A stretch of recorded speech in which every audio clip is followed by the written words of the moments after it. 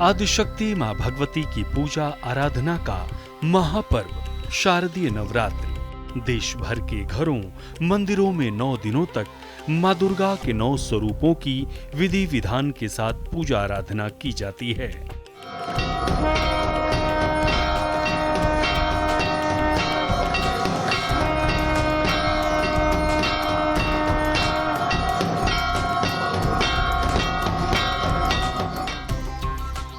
नवरात्र के इन 9 दिनों का विशेष महत्व इसलिए भी है क्योंकि जो भक्त इन दिनों में माता रानी की सच्ची उपासना करते हैं, मां दुर्गा उनकी सभी मनोकामनाएं पूरी करती हैं।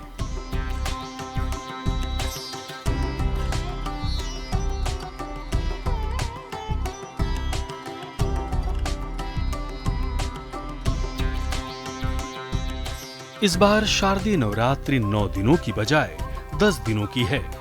22 सितंबर से शुरू हुआ ये महापर्व 2 अक्टूबर यानी दशमी तिथि के दिन पूर्ण होगा। इस बार नवरात्रि पर ग्रहों का बहुत ही शुभ संयोग बना हुआ है।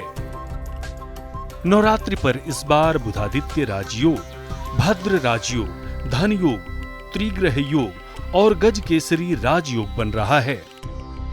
नवरात्रि का आरंभ गज केसरी राजयोग से हो रहा है। गुरु और चंद्रमा एक दूसरे से केंद्र भाव में होंगे।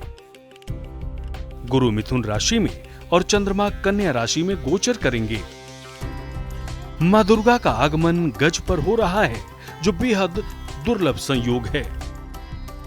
मां का प्रस्थान मनुष्य की सवारी करके होगा, जो शुभ संकेत माना जाता है।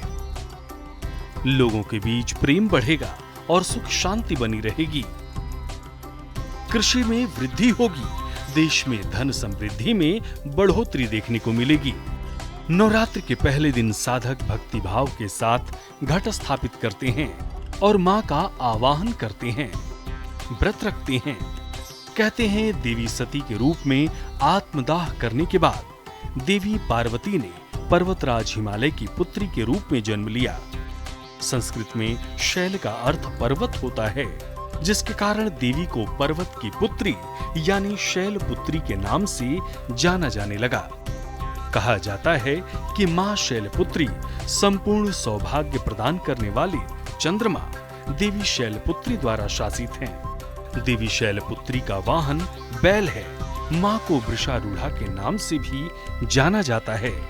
देवी शैलपुत्री की 2 भुजाएं हैं। उनके दाहिने हाथ में त्रिशूल और बाएं हाथ में कमल पुष्प सुशोभित है। मां शैलपुत्री को साधक उनका प्रिय पुष्प चमेली अर्पित करते हैं। आदिशक्ति मां भगवती का पहला स्वरूप साधक को मनोवांछित फल देने वाला है।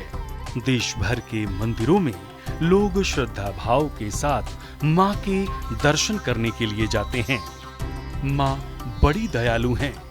कहते हैं मां की आराधना से मनुष्य की सभी मनोकामनाएं पूर्ण हो जाती हैं। जय माता दी।